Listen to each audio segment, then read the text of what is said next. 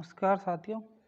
तो आज की क्लास में हम बात करते हैं कि भारत के साथ कौन कौन से देशों की सीमाएं लगाती हैं और कौन सी सीमाएं सबसे लंबी सीमा लगाती है किस देश की सीमा सबसे छोटी होती है और किस देश की सीमा को क्या कहते हैं। तो आइए इस पे बात करते हैं। भारत के साथ 7 देशों की सीमा लगती है। Number 1 Bangladesh, number 2 Pakistan, number 3 Nepal, number 4 Bhutan, number 5 Myanmar, number 6 Afghanistan,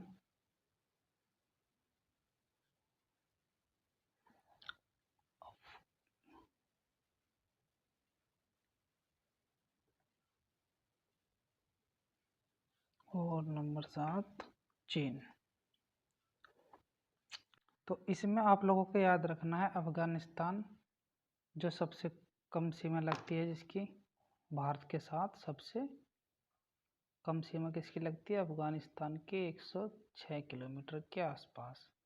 और सबसे अधिक सीमा किसकी लगती है, तो वह है बांग्लादेश। सबसे अधिक सीमा बांग्लादेश की लगती है जो है 4096.7 किलोमीटर लगभग। तो हम अब 7 देशों की सीमाएं लगती हैं, तो हम 7 देशों की सीमाओं को अलग अलग पढ़ेंगे। कौन सी देश की सीमाएं में क्या विवाद है और किस देश की सीमा को क्या कहते हैं।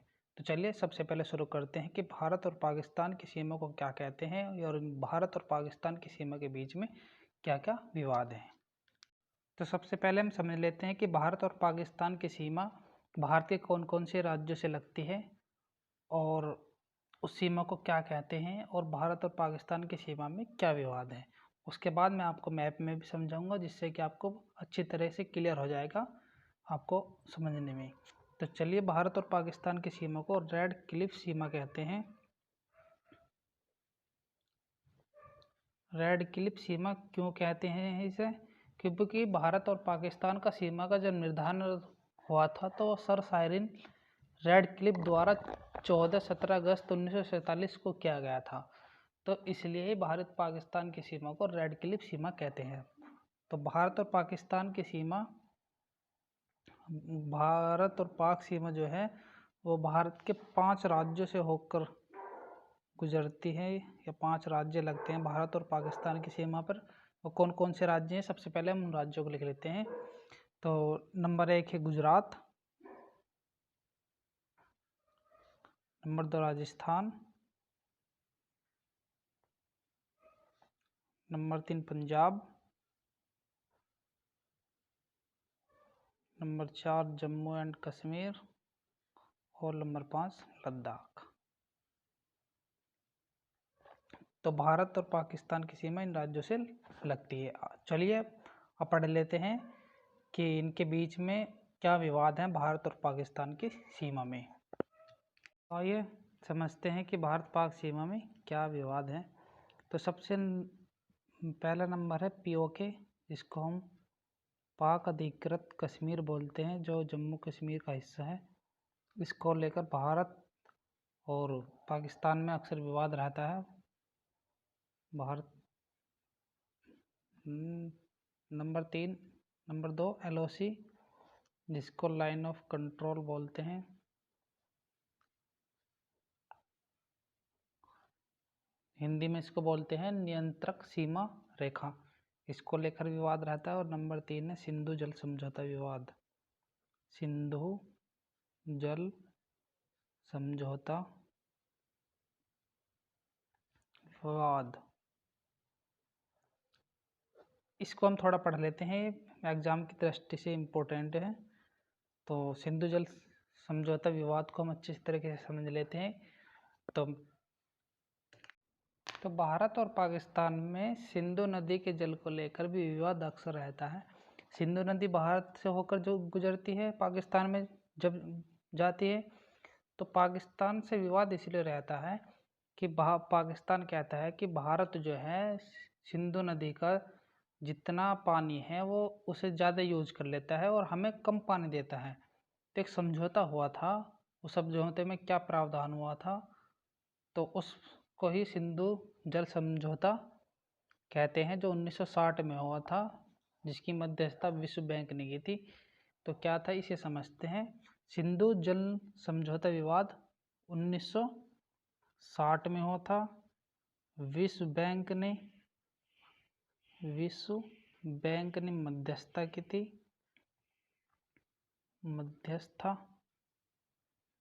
थी, विश्व बैंक ने रेमंड को नियुक्त किया था सिंधु जल समझौता विवाद को निवारण के लिए। किसको? रेमंड को नियुक्त किया था। तो भारत की ओर से किसने भाग लिया था इसमें? नेहरू जी ने, और पाकिस्तान की ओर से जनरल अयूब खान ने।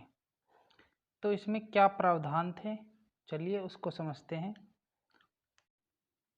जब सिंधु जल समझौता हुआ था 1960 में, तो उसमें ये प्रावधान किया गया था कि भारत की जो नदियां हैं इसका पानी कौन कितना यूज करेगा, तो उसको लेकर समझौता हुआ था।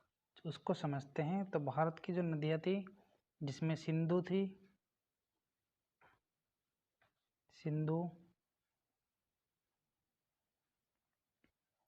झेलम,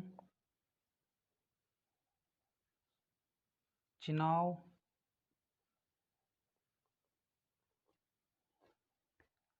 इनका जो है 80% भाग पाकिस्तान यूज करेगा पानी का, और 20% पानी इंडिया यूज करेगा। जो प्रावधान हुआ था सिंधु जल समझौता में। नंबर 2, जो और नदियां थी जैसे कि रावी, व्यास और सतलुज, ये जो नदियां थी इनका 80% भारत यूज करेगा इंडिया, और 20% पाकिस्तान यूज करेगा। तो ये समझौता हुआ था। तो इसको लेकर अक्सर विवाद रहता था कि भारत जो बांध बना रहा था सिंधु जल और पे बांध बना रहा है, तो उसको लेकर विवाद अक्सर रहता है कि भारत ने ज़्यादा पानी यूज कर लिया है, हमें कम पानी छोड़ा है। अब हम बात कर लेते हैं कि भारत अफगानिस्तान की सीमा को क्या कहते हैं। तो भारत अफगानिस्तान की सीमा को डोरन रेखा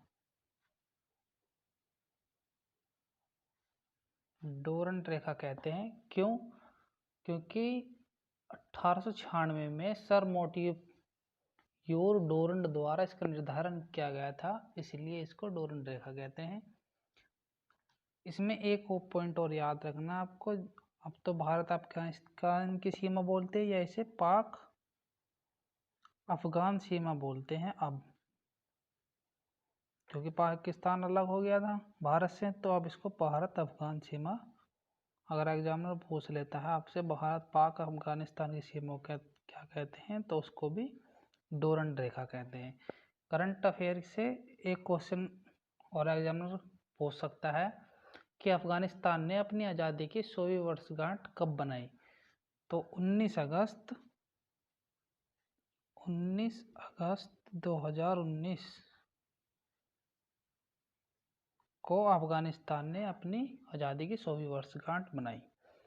तो आज हमने भारत पाकिस्तान सीमा को पढ़ लिया, अफगानिस्तान भारत सीमा को पढ़ लिया।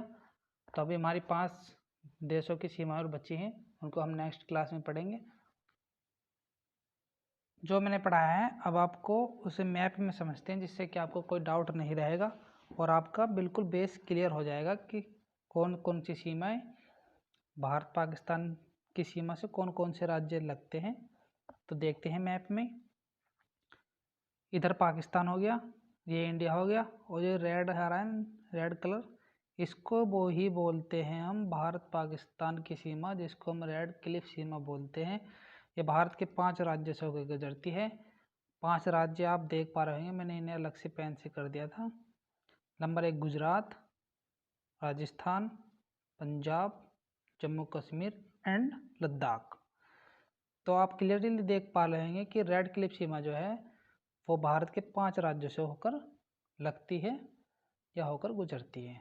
इधर पाकिस्तान हो गया, इस सीमा को हम रेड क्लिफ सीमा बोलते हैं। तो आई होप आप सब अच्छी तरह से समझ होंगे। अगर आपको कुछ भी डाउट हुआ है तो कमेंट सेक्शन में आप पूछ सकते हैं। और आज की क्लास कैसी लगी आपको, ये भी आप कमेंट करके ज़रूर बताएं, और लाइक करके ज़रूर जाइए। Thank you so much.